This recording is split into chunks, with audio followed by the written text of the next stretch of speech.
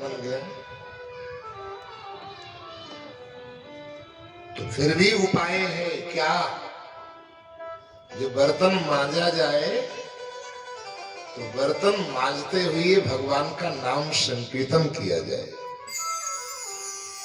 तो साबुन से भी आप बर्तन मांजेंगे तो भी वो पवित्र हो जाएगा, बर्तन भी पवित्र हो जाएगा और आप भी पवित्र हो जाएंगे। लिखा है भगवान का नाम अपवित्रों को भी पवित्र करने वाला है। अपवित्रः पवित्रो वा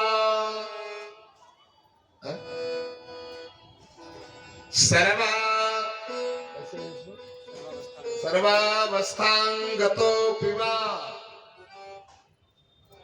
यः स्मरेत् पुंडरीकाक्षं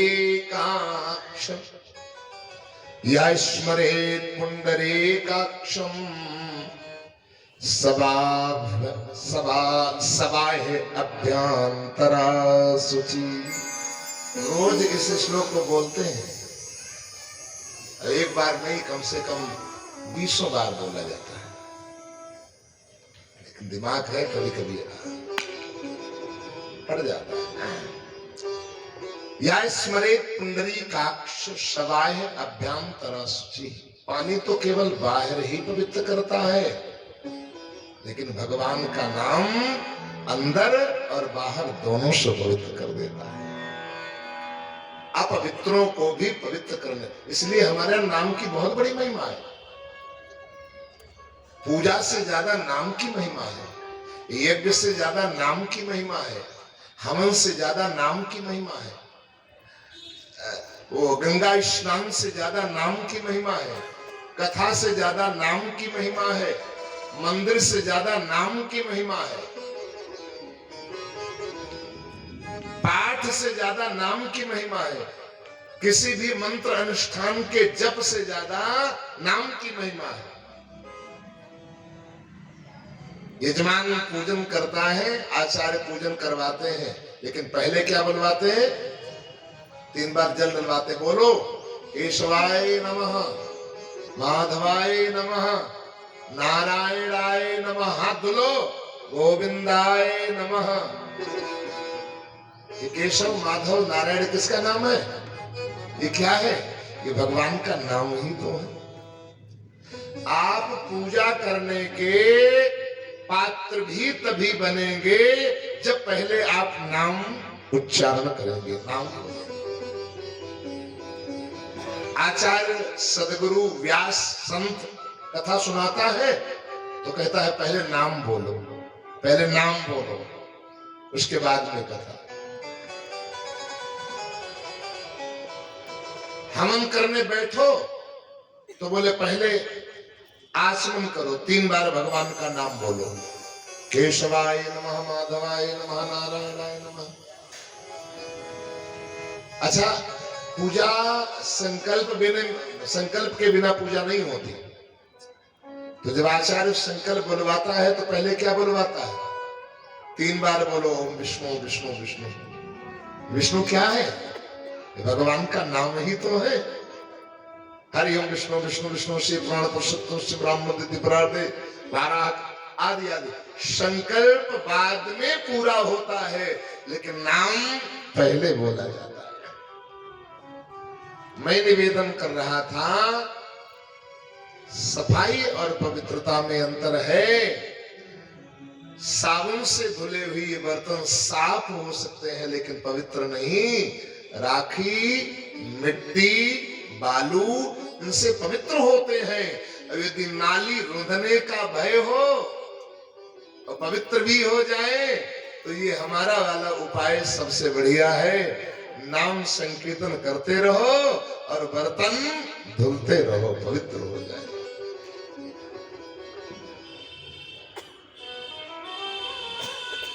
कपड़ा एक होता है साफ, एक होता है पवित्र। सूक्ष्म दृष्टि से देखा जाए तो धोबी के यहाँ धुला हुआ कपड़ा साफ तो होता है लेकिन पवित्र नहीं कहा जा सकता। अपने आप साफ भले न हो लेकिन पवित्र जरूर हो। खाली पानी से धुल दो, भगवान नाम स्मरण करते हुए। तो इसलिए सफाई और पवित्रता में अंतर। आप बढ़िया क्रीज लगे हुए कपड़े पहने बबलू भैया जैसा, और कदाचित आप उन्हीं कपड़ों को पहन करके शौचालय चले जाए तो क्या कपड़े गंदे हो गए क्या? बोले नहीं नहीं, साफ तो है, लेकिन पूछा जाए क्या पवित्र है तो कहना पड़ेगा ना ना, पवित्र नहीं है। साफ है लेकिन पवित्र नहीं है। ये है सफाई और पवित्रता में अंतर। हलवाई की दुकान का भोजन, होटल का भोजन साफ तो हो सकता है लेकिन पवित्र नहीं हो सकता है, पवित्र नहीं कहा जा सकता। होटल की चाय साफ तो हो सकती है लेकिन पवित्र नहीं हो सकती है। कई बार देखा है होटल में चाय पिलाने वाले लोगों को, आजकल तो लोग फैशन में पीते हैं, खाते हैं, बाद में डॉक्टर के कहने पर छोड़ते हैं, संत के कहने पर नहीं समझते हैं, सदगुरु के कहने पर नहीं समझ में आता है। वो आधा बाल्टी पानी और 5 गिलास कांच के, और आधा बाल्टी पानी में वो बार बार खड़बड़ा दे कांच का गिलास रखा है चाय। और सारे लोग कैनों में देखो ना, एक संत ने पूछा क्या ये सारी नदियां तुम्हारी सी बाल्टी में है क्या? बोले नहीं नहीं, अब हमारा तो व्यापार है, बिजनेस है। पीने वाले अंधे हैं क्या, इनको दिखाई नहीं पड़ता है? तो ये है, अब कांच का गिलास साफ तो हो जाता है लेकिन पवित्र थोड़ी है, सबका जूठा उसी में गिलास। तो ये है सफाई और पवित्रता में अंतर। मैं निवेदन कर रहा था, भगवान का नाम पवित्र भी करता है और साफ भी करता है। जन्मांतरे भवेत् पूर्णं तदा भागवतं लभेत्, एतस्मात् परं किंचित् मनः शुद्धैव न विद्यते। एक बात और आपको बताऊं, गंगा नहाने से तन पवित्र होता है, दान करने से धन पवित्र होता है, लेकिन मन वहां भी कभी कभी गंदा हो जाता है। ये माता मोबाइल बंद करो जल्दी, कैसे बतिया रही हो? राम राम, 3 घंटे के लिए समय भगवान को दीजिए। तुम ऐसी अवस्था में बतियाओगे यदि मोबाइल पे तो और लोग क्या करेंगे? कथा में बोल वृंदावन बिहारी लाल, आप लोग मोबाइल हो सके तो व्यवधान पड़ेगा। अब मान लो बहुत ज्यादा किसी को जरूरी बतियाना है तो घूंघट निकाल लिया करें अंदर से, हम न जान पाए आप बतिया लो, कोई बात नहीं। उपाय भी सारे बता रहे हैं। बोले वृंदावन बिहारी लाल की जय हो। तो इसलिए तन पवित्र हो सकता है धन, लेकिन मन वहां भी पवित्र नहीं होता। कभी कभी मन गंगा स्नान करते गंदा हो जाता है। आप गंगा नहा रहे हो, गंगा से श्रद्धा है, लेकिन कई मूर्खाधिराज ऐसे होते हैं, अरे गंगा नहाने का भी ज्ञान उन्हीं को मिलता है जो पहले सत्संग करते हैं। पूजा करने का ज्ञान उन्हीं को होता है जो पहले सत्संग करते हैं। मंदिर में जाने का ज्ञान उन्हीं को होता है जो पहले सत्संग करते हैं। और सत्संग उन्हीं को मिलता है जो किसी संत से संबंध जोड़ते हैं, संत से लगाव रखते हैं, संत से। इसीलिए राम जी ने 9 प्रकार की भक्ति सेवरी को बताई, और सबसे पहले प्रथम भगति संतन कर संगा, दूसर रति मम कथा प्रसंग। हम तो कभी कभी हमारे विचार में आता है कि पहली भक्ति यदि हमारे अंदर आ जाए तो 8 भक्तियां अपने आप प्रकट हो जाती हैं, उनके लिए कुछ करना नहीं पड़ता है। कौन सी भक्ति? प्रथम भगति संतन कर संगा। संतों का साथ मिल जाए। संत जो बेस से हो उसका नहीं, हमारे जैसा नकली। संत जो उद्देश्य से हो, बेस से हो, उससे पूरा लाभ मिलने वाला नहीं है आपको। जो संत उद्देश्य से हो, वेश भी हो और उद्देश्य भी हो, ऐसे संत का कहीं सानिध्य प्राप्त हो जाए तो सारी भक्तियां अपने आप होने लगती है, स्वाभाविक। पहली भक्ति क्या है? संतन का संगा। और दूसरी भक्ति क्या है? दूसरा रतिमम कथा प्रसंगा। और संत जब मिलेगा तो भगवान की कथा सुनाना प्रारंभ कर देगा, थोड़ी देर भगवत चर्चा जरूर करेगा, नाम संकीर्तन करवाएगा। कब? जब संत मिलेगा तब। मेरा तो नियम है, कहीं भी जाता हूं या कहीं भी बैठता हूं या कोई आता है तो उससे पहले यही प्रार्थना करता हूं, भैया 2 मिनट नाम संकीर्तन जरूर कर लो। पहले राम राम से शुरुआत हो ना, आगे की चर्चाएं राम राम से, राधे राधे से शुरू हो ना। और आते नाना प्रकार की बातें बहुत बोले, लेकिन हरिनाम न बोले तो तुम्हारा बोलना सब बेकार है। क्या बोले? मेढक के समय टर बोलने वाले। जे नहीं करे राम गुण गाना और जी है सुदादुर जी है समाना। उसकी वाणी मेढक की बताई। संत बुलवाने लगेगा, बुलवाएगा। हमसे जो नहीं बोलता हम ही उससे पहले राधे राधे बोल देते हैं। मोबाइल पे घंटा भर हालो हालो मत चिल्लाओ, राधे राधे बोलो। इसी बहाने भगवान का नाम निकल जाए। राधे राधे राधे विचार राधे। और हालो हालो हम लोग सबको हालो हालो चिल्लाते हैं। एक पत्नी उसकी थी बेचारी, और हालो हालो कहाँ जाए। ऐसा कोई बता रहा था जिसने मोबाइल का आविष्कार किया, तो उसने अपनी पत्नी को पहले दिया, कहा जाओ तुम दूर और मैं तुम्हारा नाम लेके पुकारूंगा और तुम बोलना, फिर देखें मोबाइल चालू हुआ कि नहीं। तो उसकी पत्नी का नाम था हेलो। तो उसको दूर भेजा तो उसका आवाज नाम लेके पुकारा, हेलो। तो उसने कहा हाँ जी हेलो, हाँ जी हेलो, हाँ जी।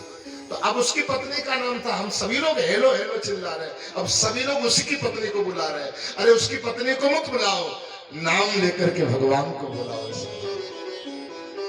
उसकी पत्नी भले नहीं आएगी, पता नहीं होगी या मर गई हो, पता नहीं मुझे, लेकिन वो भले ना आए, भगवान जरूर आ जाएंगे, आखिरी तक जरूर आ जाएंगे। तो उसका नाम लेकर के अनायास, इसी बहाने कम से कम व्यंग से, हंसी से, उपहास से, एन केन प्रकारेण परमात्मा का नाम उच्चारित हो जाता है तो वो कल्याण कर देता है। तो पहला नाम हो गया, पहली भक्ति हो गई संत मिलना, और दूसरी भक्ति हो गई कथा। संत मिल गई तो नाम कथा, कथा अपना सत्संग, थोड़ी देर सत्संग जरूर कराता है। प्रथम भगत संतन कर संगा, दूसरा रतिमम कथा प्रसंगा।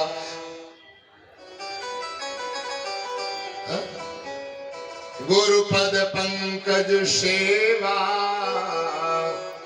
तीसरी भक्ति अमान। तीसरी भक्ति क्या है? गुरु की सेवा करना। गुरु पद पंकज सेवा, गुरु के चरणों की सेवा। यहाँ पर देखो बाबा जी ने पद लिखा है, बड़ा सुंदर भाव है। यहाँ पर लिखा है पद, और पद का मतलब, कई कहते हैं गुरु जी आप पैर नहीं छुआते हो, तो फिर गुरु की सेवा कैसे हो पाएगी। अभी अभी बड़ा सुंदर भाव आया, गुरु की सेवा आपको बता दो। गुरु पद पंकज सेवा क्या है? गुरु पद पंकज सेवा है गुरु के बताए हुए पद चिन्हों पर चलना, ये गुरु की सेवा है। ये गुरु पद पंकज सेवा, गुरु पद पंकज सेवा, गुरु के बताए हुए पद चिन्हों पर चलना, ये गुरु की सेवा है। आधा घंटा गुरु के चरण रगड़ना, ये गुरु की सेवा। ये तो है ही, माताओं के लिए नहीं, पुरुषों के लिए ठीक है, सेवा कर दो थोड़ी देर, सेवा भी जरूरी है। ये भी नित्य क्रिया में आता है। गुरु यदि सानिध्य में मिला हुआ है तो गुरु सेवा भी जरूरी है।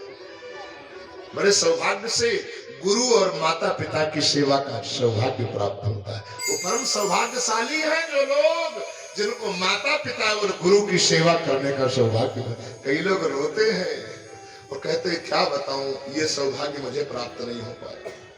मैं जब सेवा करने लायक हुआ तो मेरे माता पिता पधार गए। मैंने बचपन में मंत्र ले लिया, लेकिन जब सेवा करने लायक हुआ तो मेरा गुरु पधार गया, शरीर छूट गया। ये बड़े सौभाग्यशाली को मिलता है। अब सेवा मिल जाएगी, तीसरी भक्ति हो जाएगी। हरिश शरणम हरिश शरणम हरिश शरणम। बेटा दौड़ के जाओ, चलाया करो। हरिश शरणम।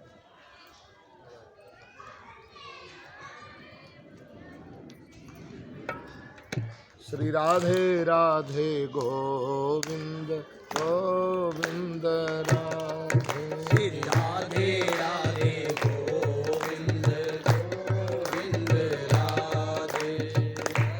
राधे राधे गोविंद गोविंद राधे।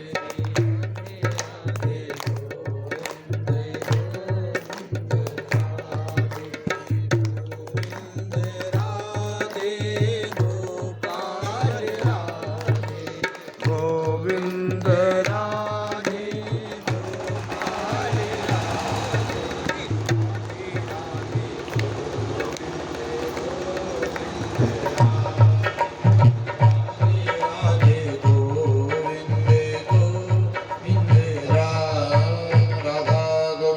भगवान की। तो संत मिल गया तो तीसरी भक्ति भी हो गई। और चौथी भगति मम गुण गण करई कपट तजी गान। चौथी भक्ति है मेरा गुणगान करना, नाम जपना, संकीर्तन करना। ये चौथी भक्ति है भगवान कृष्ण। पंचम भजन सुवेद प्रकाशा। जैसे मंत्र जप रहे, मंत्र जाप मम दृढ़ विश्वास। विश्वास के साथ में मेरा मंत्र जप करना चाहिए। ये पांचवी भक्ति विश्वास दिला देता है संत, मंत्र भी दे देता है, नाम भी दे देता है। जपो, पांचवी भक्ति मिल गई। छठ दम शील बिरत बहुकर्मा, निरत निरंतर सज्जन धर्मा। इंद्रियों का दमन करके रखना, ये भगवान की छठी भक्ति है। तो इंद्रियों पर लगाम भी संत लगवा देता है, यदि कोई संत मिल गया। ऐसे नहीं समय समय से खाइए, इधर उधर मत देखिए, इधर देखिए, आप फालतू इधर उधर मत बतियाइए, काम की बात करिए, बहुत ज्यादा मत। तो इंद्रियों को दमन भी करवाता है। जो छठी भक्ति हो गई। सातहु सम मोहि मय जग देखे, मोते अधिक संत कर लेखे। संत सेवा भी हो जाती है, भगवत दर्शन साक्षात्कार, सभी के अंदर भगवत का अनुभव होने लगता है। सातवीं भक्ति हो जाती। आठों यथा लाभ संतोषा, और सपने नहीं देखिए परदोषा। दूसरे के अंदर ज्यादा दोष दर्शन मत करो, अच्छाइयां स्वीकार करो, बुराइयों को त्याग करो। ये सदगुरु समझाता है। और संतोषी बन करके रहिए, बहुत ज्यादा हाय हाय मत करिए। अभी करके देख लिया, क्या मिला परिणाम? बीमारी, रोग, कष्ट, तनाव, चिंता। खाना तो 2 ही रोटी है, तो शाम को 4 खा लो बस, 4 से ज्यादा कोई नहीं खा पाएगा। और 4 से ज्यादा यदि कोई खाएगा तो कुछ रखेगा भी नहीं दुनिया में, ये भी ध्यान करना है। इससे ज्यादा खाना भी नहीं चाहिए। लिखा है कलयुग में 48 कवल से ज्यादा 24 घंटे में खाना नहीं चाहिए। 48 कवल। 48 कवल में कितनी रोटी रख लो? मान लो 1 रोटी के 4 कौल भी कोई करता है तो भी 12 चक्कू 48, 12 रोटी ज्यादा 24 घंटे में खाओगे तो भी सब खा ही डालोगे, कुछ बाकी नहीं रखोगे। 4 सुबह रख लो, 4 दोपहर को, 4 शाम को, हो गई ना। अब इससे ज्यादा खाना भी नहीं चाहिए। तो इसलिए इंद्रियों का दमन। आठों यथा लाभ संतोषा, संतोष भी सिखाता है सदगुरु। और नवम सरल सब सन छल ही ना, मम भरोस ही हर सन दीना। मेरा भरोसा हृदय में धारण करना चाहिए। आशा एक राम जी से, दूजी आशा छोड़ दे। आशा एक राम जी से, दूजी आशा छोड़ दे। आशा एक राम जी से, दूजी आशा छोड़ दे। आशा एक राम जी से, दूजी आशा छोड़ दे। आशा एक राम जी से, दूजी आशा छोड़ दे। नाता एक राम जी से, अंदर से, ऊपर से दिखावटी नहीं। दिखावटी तो सबके साथ में नाता रखो, लेकिन अंदर से नाता एक राम जी से, दूजा नाता तोड़ दे। नाता एक राम जी से, दूजा नाता तोड़ दे। अच्छा तोड़ बताओ तो। नाता एक राम जी से, दूजा नाता मोड़ दे। नाता एक राम जी से, दूजा नाता मोड़ दे। फल आशा त्याग शुभ काम करते रहिए। फल आशा त्याग शुभ काम करते रहिए। राधे श्याम राधे श्याम राधे श्याम कहिए। राधे श्याम राधे श्याम राधे श्याम कहिए। सीताराम सीताराम सीताराम कहिए। सीताराम सीताराम सीताराम कहिए। जाहि विधि रखे राम कहिए। जाहि विधि रखे राम कहि विधि कहिए। किया अभिमान तो फिर मान नहीं पाएगा। किया अभिमान तो संतों की जगह में, भगवान के हृदय में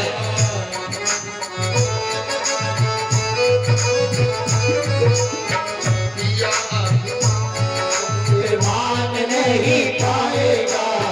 होगा प्यारे वही जो श्री राम के मन भाएगा। होगा प्यारे वही जो श्री राम के वो भाएगा। होगा प्यारे वही जो श्री राम के मन भाएगा। होगा प्यारे वही जो श्री राम के वो भाएगा। विधि का विधान जाने राम सहिए। विधि का विधान जाने हान लाभ सहिए। जाहि विधि राम कहिए। जाहि विधि राखे राम काहे विधि रहिए। सीताराम सीताराम सीताराम कहिए। सीताराम सीताराम सीताराम कहिए। राखे राम काहे विधि रहिए। काहे विधि राखे राम काहे विधि रहिए।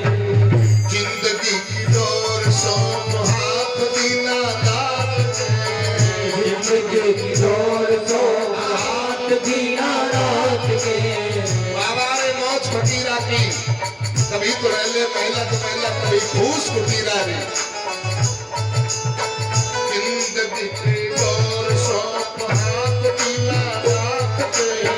जिंदगी की डोर सोम हाथ दीना दात के। झोपड़ी में रखे चाहे महलों में वास में। झोपड़ी में रखे चाहे महलों में वास में। धन्यवाद निर्विवाद राम राम। धन्यवाद निर्विवाद राम राम कहिए। सीताराम सीताराम सीताराम सीताराम सीताराम सीताराम कहिए। जाहि विधि रखे राम कहि विधि रहिए। सीताराम सीताराम सीताराम। झोपड़ी में रखे चाहे माहिरों में वास। झोपड़ी में जो सुख है वो तो अब समझ में आ रहा है। पहले नहीं आ रहा था, लेकिन अब समझ में आ रहा है।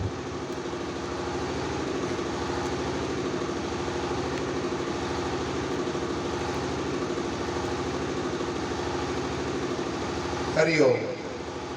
झोपड़ी में जो आज भी मेरा नियम है, देहातों में जहाँ यज्ञ कराते हैं, जहाँ कमरे बने हैं, जैसे स्वामी सर्वेशानंद बैठे हैं ना, सर्वेश जी को हम स्वामी सर्वेशानंद कहते हैं, स्वामी सर्वजाचार्य सर्वेशानंद, सब संत जितने हैं निमसार वाले सभी। अब इनके यहाँ यज्ञ होता है, महात्मा लो मजबूरी है, बना हुआ है सब। अन्यत्र कहीं भी देहात में जाता हूं तो फूस की झोपड़ी ही डलवाता हूं। और वहां भी पहली बार जब मैं गया था इनके यहाँ भी लगभग 12-15 वर्ष पहले, तो फूस की झोपड़ी ही डलवाई। आज भी जो झोपड़ी में सुख, जो झोपड़ी में आनंद मिलता है। हमारे पूज्य गुरुदेव भगवान स्वामी नारायणानंद सरस्वती जी महाराज आजीवन फूस की झोपड़ी में ही रहे। लगभग 3 किलोमीटर में आश्रम है स्वामी नारायणानंद आश्रम नैमिषारण्य में, लेकिन उनका जीवन ताजीवन फूस की झोपड़ी में ही। कहते थे ये पवित्र होती है, साल के बाद में बदल दी जाती है। और एक मकान पत्थर में कईयों का खून लगा होता है, कईयों का पसीना लगा होता है, कईयों की हाय लगी होती है, कईयों का बेईमानी का पैसा, ठगाई का पैसा, चोरी पैसा लगा होता है। और जैसे माहौल में रहोगे वैसे तुम हो बन जाओगे। इसलिए फूस की झोपड़ी में आनंद आता है। सब भक्तों के सहयोग से सुंदर आश्रम तैयार है, लेकिन हमारे लिए फूस की झोपड़ी ही बन रही है। हमारे मुंबई के शिष्य हैं सत्यनारायण उपाध्याय जी महाराज, उन्होंने भी दिव्य सहयोग भी किया है। और उनका जन्मभूमि पड़ता है जौनपुर जिले में, बदलापुर जौनपुर में। तो वहां उन्होंने यज्ञ करवाया था, तो बहुत अच्छे छाने वाले लोग। उनका महाराज जी मैं यहीं से भेज रहा हूँ, अभी फोन आया था 15 दिन पहले लगे। तो इसलिए जो है फूस की झोपड़ी में जो आनंद है, वो महलों में आनंद सुख नहीं मिल पाता है। कई लोग यहाँ से जाते हैं, शिष्य लोग बैठे हुए हैं आश्रम में, आनंद पाते हैं। तो झोपड़ी में राखे चाहे महलों में वास दे, ये उसकी इच्छा है, लेकिन हमारी कोई इच्छा नहीं है, क्योंकि हमने तो अपने को भगवान को समर्पित कर दिया है। और जो जिसको समर्पित हो जाता है, फिर उसकी कोई निजी इच्छा नहीं रहती है। मैं हूं प्रभु श्याम जी तेरी मुरलिया, और जी चाहे जैसा नचाले मुरलिया वाले, जीवन है तेरे हवाले। ये आपका जीवन है, आप जैसा। लेकिन हम लोग रोज 24 घंटे, रोज 2-3 बार आरती गाते हैं। जय जगदीश हरि तन मन धन सब है तेरा, स्वामी सब कुछ है तेरा। और सुबह कहते तन मन धन तेरा, दोपहर में कहते, शाम कहते तन मन धन तेरा। और फिर थोड़ी देर के बाद में कहते अरे प्रभु इतना तुम दया नहीं आ रही है। काहे की दया? अरे बोले इतना कमर दर्द हो रहा है, इतना हाथ दर्द हो रहा है, इतना गर्दन सर्वाइकल हो गया है, फिर भी तुमको इतना तुम्हारी भजन करता हूँ, भक्ति करता हूँ, और ये हमारा दर्द सही क्यों कर नहीं? भगवान ने कहा तुम्हारा कहा? अरे बोले कमर हाथ, बोले तुम्हारा कैसे हो? सुबह तो कह रहे थे तन मन धन सब है तेरा, जब तुमने अपना हमको दे दिया था तो तुम्हारा कैसे हो गया? अरे बोले हमारा दर्द तो होता ही है, कहना ही पड़ता है। जैसे आपका मकान है, आपने किसी को दे दिया, तो अब वो खिड़की तोड़ करके दरवाजा रखना चाहता हो, रोशनदान हटा करके खिड़की रखना चाहता हो, छोटी विंडो हटा करके बड़ी विंडो रखना चाहता हो, तो तुम्हें दर्द क्यों हो रहा है? तुमने तो उसको दे दिया, रखने दो, तोड़ने दो, फोड़ने दो। ऐसे भगवान ने कहा शरीर तुमने जो अपना हमको दे दिया, तो हम चाहे उसको तोड़े चाहे रखें, चाहे, तो तुम काहे परेशान हो रहे हो? हम लोग फंस जाते हैं। तो कहते हैं प्रभु केवल हमने वाणी से कहा था, अंदर से तुमको समर्पित नहीं किया था। बस विडंबना तो यही पड़ जाती है। जब तक हम लोग को समर्पित नहीं होते हैं, तब तक कितना भी चिल्लाते रहो, भगवान कानों में आवाज। और जब समर्पित हो जाते हैं तो वही प्रकट हो जाते हैं। प्रहलाद समर्पित था, वही प्रकट हो गया। गज समर्पित, जब तक गज डूबा जा रहा था ना, वो ग्राह खींच रहा था, जब तक पत्नी का सहारा लिया, बच्चों का सहारा लिया, अपने बल का सहारा, तब तक भगवान नहीं। और जैसे ही समर्पित हो गया, बस प्रभु भगवान नाथ कहने जा रहा था, केवल ना कह पाया। और तीव्र ग्राह शीस हरि लई गयो, तीव्र चक्र की दाव, समर्पित हो गया। ऊपर से दिखावटी तो हम कहते हैं तन मन धन सब है तेरा, स्वामी सब कुछ है तेरा, तेरा तुमको अर्पण क्या लागे मेरा। लेकिन अंदर से कहते हैं तन मन धन सब है मेरा, स्वामी सब कुछ है मेरा, मेरा मुझको दे दे क्या लागे तेरा। हमारा हमको दे दो, तुम्हारा क्या जा रहा है। भगवान कहते हैं बड़ी चतुराई करते, यही तो हमें पसंद नहीं है। मन क्रम वचन छाड़ी चतुराई, मन क्रम वचन छाड़ी चतुराई, मन क्रम वचन छाड़ी चतुराई, मन क्रम वचन छाड़ी चतुराई, मन क्रम वचन छाड़ी चतुराई, भजत ही कृपा करी रघुराई, भजत ही कृपा करे रघुराई, भजत ही कृपा करे रघुराई, भजत ही कृपा करे रघुराई। भगवान को चतुराई पसंद नहीं है। चतुराई छोड़ दो, चतुर बन जाओगे। सबसे बड़ी चतुराई तो यही है, मन क्रम वचन छाड़ चतुराई, भजत ही कृपा। भगवान का भजन करने लगे हो बैठ करके, ना ना ना ना ना, काम करते करते, कर विधु कर्म कर से कर्म करो विधि नाना, मन राखो जीवा। मुख में हो राम नाम, राम सेवा हाथ में, मुख में हो राम नाम, राम सेवा हाथ में, तब तू अकेला ना ही बंदे, राम तेरे साथ में। भगवान उसी के साथ में रहते हैं जो इंद्रियों से, हाथ पैरों से गृहस्थी का, समाज का कार्य करता रहता है और मुख से भगवान का नाम जपता रहता है। और केवल नाम ही जपता रहता है, वैसा दिखावटी लोग आलसी। एक बार एक राजा ने मंत्री से कहा कि जितने भी आलसी लोग हों, सबको सूचना कर दो, आलसियों को पड़े पड़े भोजन देंगे और उनको वस्त्र देंगे, जलपान कराएंगे। अब एक बड़ा भवन बनवाया, बहुत विशाल हॉल, हजारों आलसी एक घंटे में भर गए। एक दिन, 2 दिन, 15 दिन, महीना भर चला। अब राजा परेशान कि लगता हमारे देश में सब आलसी ही आलसी भरे हैं। अरे राम राम राम, क्या किया जाए।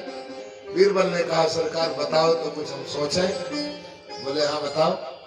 कैसे सोचोगे, यहाँ तो सब आलसी है, इसमें कोई आलसी नहीं है, केवल फिर खाने वाले हैं फालतू, आलसी कोई नहीं है।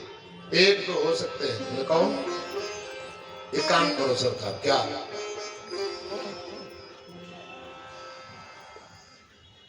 बीरबल ने कहा सरकार चारों तरफ पैरा की व्यवस्था करो, पाती की व्यवस्था करो और महल चारों तरफ आग लगवाओ।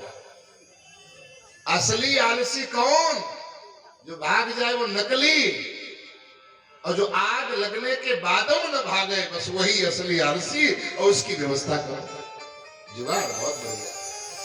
बादशाह ने व्यवस्था करवाई, राजा ने आदेश दिया, फौरन पाती, पैरा, कूड़ा, करकट, लकड़ी साल और चारों तरफ आग लगवा दी। महल में जलवा दो, अनाउंस कर दिया। जैसे आग हाहाकार करती हुई जल गई। अब कोई खिड़की से तोड़ के भागे, कोई दरवाजा तोड़ के भागे, कोई कहीं से भागे, कहीं ऊपर छत पर कूद के भागे। अरे मर जाना थोड़ी है, हम तो खाने पीने के लिए आए थे।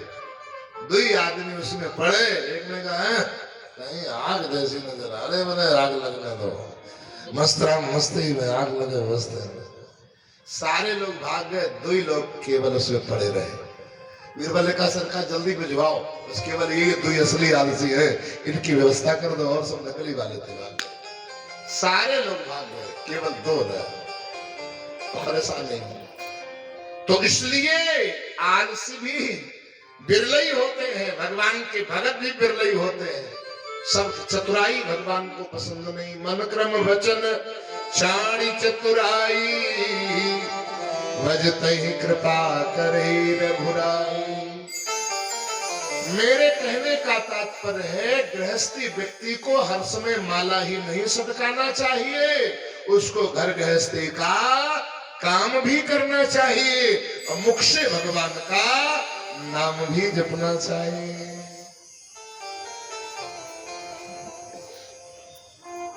मुख से भगवान का नाम। और अच्छा, माला लेकर क्यों जाप किया जाता है? नाम क्यों लिया जाता है? नाम इसलिए लिया जाता है कि जिसका नाम ले रहे हैं उसकी याद आती रहे, याद बनी रहे। अब याद किसकी आती है? याद उसी की आती है जिससे हमारा लगाव होता है। अच्छा, इतने लोग यहाँ बैठे हो, ईमानदारी से उत्तर मत देना, अपने आप समझ लेना। आपको पति के नाम की माला जपनी पड़ती है क्या? बेटे के नाम की माला जपनी पड़ती? मेरा बेटा भी, रुको थोड़ा बेटे का ध्यान कर ले, या रुको थोड़ा पति का ध्यान कर ले, या रुको थोड़ा गाड़ी का ध्यान कर ले, रुको थोड़ा मकान का ध्यान कर ले। और माला लेके नहीं, मकान मकान मेरा मकान, मेरी गाड़ी मेरी गाड़ी। सब काम करते करते चलते चलते पति, मकान, बेटा, गाड़ी, इसकी याद आती रहती है। क्यों? क्योंकि इनका अंदर से लगाव है। इसी प्रकार से जिस दिन हमारा हरि से अंदर से लगाव हो जाएगा तो माला जपना नहीं पड़ेगा, याद स्वाभाविक आती रहेगी। बस जब तक हमारा संबंध अंदर से भगवान का नहीं बनता है, तभी तक तीर्थ यात्रा, पूजा पाठ, नाम जप ये सब हाँ सहायक है ये, लेकिन केवल ये कल्याण कर दें, कतई नहीं कल्याण कर सकते जब तक आप नाम जप नहीं करोगे, जब तक भगवान से संबंध नहीं जोड़ोगे। भगवान से संबंध जुड़ जाए तो बस कार्य करते रहिए, कार्य कोई बुरा थोड़ी है। मैं निवेदन कर रहा था, ये सब कैसे होता है? जब हमारे अंदर पहली भक्ति आ जाती है, अर्थात कोई संत मिल जाता है। एक कवि ने बड़ा सुंदर भाव दिया, संत ही भगवंत की याद कराता है।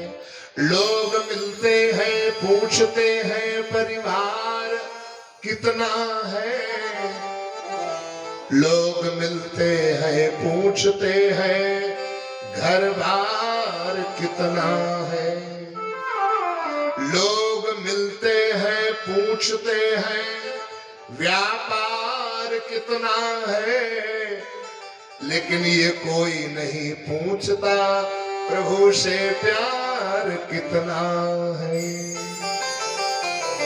ये आपका सच्चा संबंधी कोई संत यदि जुड़ा हुआ होगा या आप जुड़े हुए होंगे, वही आपसे पूछेगा, ये कभी सत्संग करते हो कि नहीं, नाम जप करते हो कि नहीं, भक्ति करते हो कि नहीं करते हो, ये वही पूछेगा। न जीजा पूछेंगे, न साला पूछेगा, न बहनोई पूछेगा, न पड़ोसी पूछेगा, न व्यापारी पूछेगा, न तो ये सब राम भगत में बाधक ये नहीं पूछेगा। लेकिन संत यदि आपसे जुड़ा हुआ है तो जरूर पूछेगा कि ये थोड़ा भैया भजन करते हो कि नहीं, आपका कल्याण कैसे है। तो कितना भी कुछ भी कर लिया जाए, जीव का कल्याण तब तक नहीं हो सकता जब तक वो भगवान को भजन नहीं करेगा, भगवान का होगा नहीं। अब ये सब कैसे होगा? ये सब संत मिल जाने से हो जाएगा। मैं बता रहा था 9 प्रकार की भक्ति उससे परिपूर्ण हो जाती है। बात उठ रही थी पवित्र और साफ।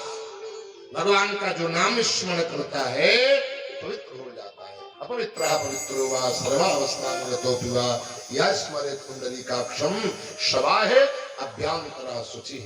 जैसे सांप निकल जाए और ऊपर से लाठी में उसकी बिल को कूटो तो क्या फायदा है, अंदर सांप बैठा हुआ।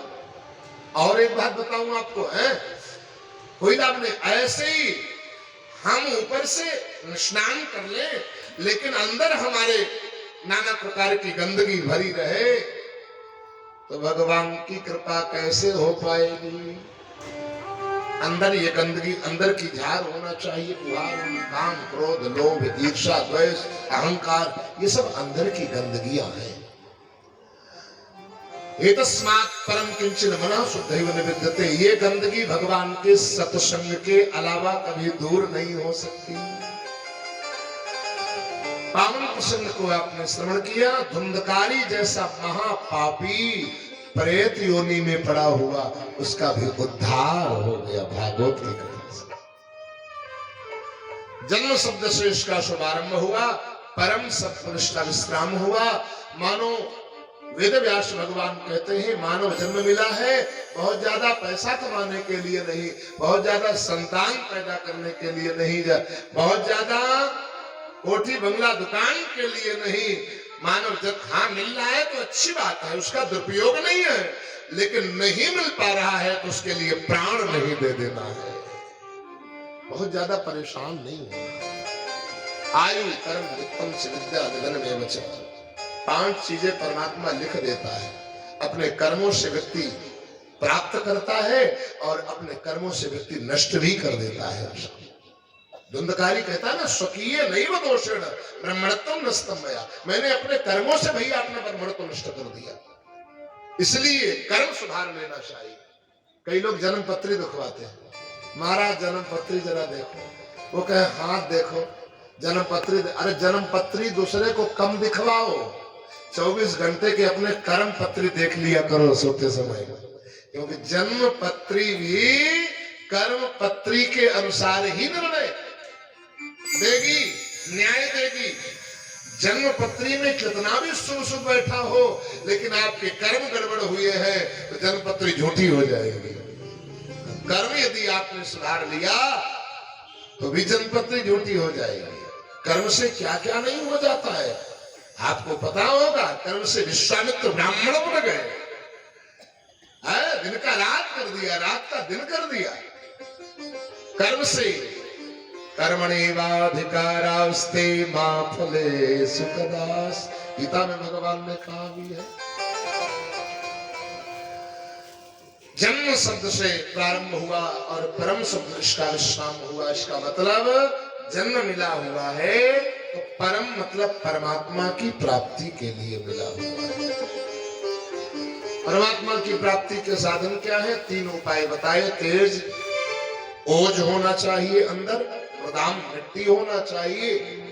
मिट्टी का मतलब खेत खलिहान वाली नहीं, संत महापुरुषों की चरणों की रज होनी चाहिए।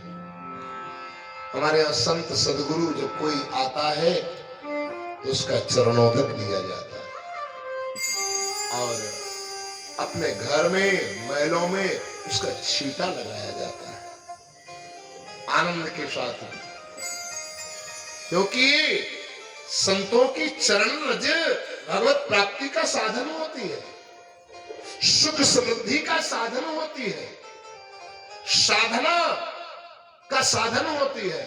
साधन भी मिलते हैं और साधना भी मिलती है। इसलिए हनुमान जी महाराज वो तुलसीदास से हनुमान चालीसा लिखते हैं तो क्या बोले? श्री गुरु चरण सरोज रज निज मन मुकुर सुधार, वर्णौ रघुवर विमल जसो जो दायक फल चारे। श्री गुरु चरण सरोज रज, जो गुरु के चरणों में रज लगी होती है, कमल रूपी चरणों में रज, उससे परिणाम ये मिलता है निज मन मुकुर सुधार। मुकुर माने शीशा, मुकुर माने दर्पण। अब आपको पता होगा, कुछ लोग बुजुर्गों को जरूर पता होगा, यदि कदाचित पहले शीशा गंदा हो जाता तो काहे से साफ किया जाता? साबुन से, कपड़े से? नहीं, तलवे की चरण की धूली से। कई लोग रगड़ते थे, शीशा गंदा हो गया तो चलो तलवे में रगड़ो। जो तलवे में मिट्टी लगी है, रज लगी हुई है, उससे रगड़ा गया तो शीशा साफ हो गया। जैसे तलवे की धूली से वो रूप देखने वाला शीशा साफ होता है, ऐसे ही सदगुरु के चरणों की रज से, चरणोदक से स्वरूप को देखने वाला, परमात्मा का दर्शन करने वाला हमारा मन रूपी दर्पण साफ होता है, मन रूपी शीशा पवित्र होता है। और जब मन रूपी हमारा शीशा पवित्र हो जाता है तो जहां हमें भोग दिखाई पड़ते हैं वहां भगवान दिखाई पड़ना प्रारंभ हो जाते हैं। तुलसीदास जी कहते हैं, उमा जो राम चरण रत विगत काम मद क्रोध, और निज प्रभु में देखहि जगत तो केहि सन करहि विरोध। तो सर्वत्र भगवत दर्शन होना प्रारंभ हो जाता है। बैर के लिए जगह ही नहीं रहती है, कुभाव के लिए जगह ही नहीं रहती। क्यों? किससे कुभाव किया जाए, किससे बैर किया जाए? क्यों? हमारे हरि के अलावा दूसरा कोई है ही नहीं, भगवान के अलावा दूसरा कोई है ही नहीं। तो इसलिए उपाय बता, मदाम माने मिट्टी, वारी माने पानी। पानी मतलब कुआं तालाब वाला पानी नहीं, पानी मतलब अश्रु, आंखों में अश्रु, आंखों में अश्रु। फल हो, जल हो, जल मतलब अश्रु, कुआं तालाब वाला नहीं, नदी वाला नहीं, गंगा। कई लोग तो भागवत, एक में बता दिया जल, भगवान को जल समर्पित करना चाहिए, तो कई लोग भागवते पर लाला गंगा जल चढ़ा दे और कलश में जल पूरा जम एकदम गड़बड़ा गया, गद्दी पूरा भीग गई। ये जल नहीं, अश्रु वाला जल चढ़ा। ब्राह्मण को आप कदाचित कुछ देना चाहते हैं, ब्राह्मण आपकी वस्तु को तभी स्वीकार करेगा जब आपके हाथ में जल होगा, और परमात्मा आपकी भक्ति तभी स्वीकार करेगा जब आपके आंख में जल होगा। मतलब डबडबाती आंखों से, कपकपाते होठों से, रुधे हुए कंठ से भगवान को पुकारते हुए थोड़ा भगवान को लिए रो 24 घंटे में। दशरथ रोते हैं, हार रघुनंदन प्राण प्रीते, तुम बिन जियति बहुत दिन बीते। और जो भगवान के लिए रोता है, भगवान के लिए जगता है, उसका थोड़ा सम्मान करो, उसका कभी अपमान मत करना, क्योंकि उसके बदौलत आप भी भोजन पा रहे हो, उसके बदौलत आपका भाग्य चमक रहा है, उसके बदौलत आपके पुण्य बढ़ रहे हैं, उसके बदौलत आपकी सुरक्षा है। और जिस दिन वो रोता हुआ विदा हो गया, विनाश की कंगार पे पहुंच जाओगे। विभीषण भगवान के लिए रोता था, और जिस दिन विभीषण का तिरस्कार करके लात मार करके निकाल दिया रावण की, उसी दिन से उल्टी गिनती शुरू हो गई, विनाश की कंगार पे आ गया। दुर्योधन का बाल बांका नहीं हो पाया, 100 कौरवों का बाल बांका नहीं हो पाया, लेकिन एक विदुर जी का जिस दिन अपमान किया, अपने भाई चाचा का, विदुर जी का जिस दिन से अपमान करके और अपमानित करके निकाल दिया, उसी दिन से कौरवों की उल्टी गिनती शुरू हो गई, विनाश की कंगार पर पहुंच गया। वो परिवार तो हरा भरा होता है, बहुत बड़ा होता है, लेकिन परिवार में कोई एक ही भगत होता है, परिवार में नहीं।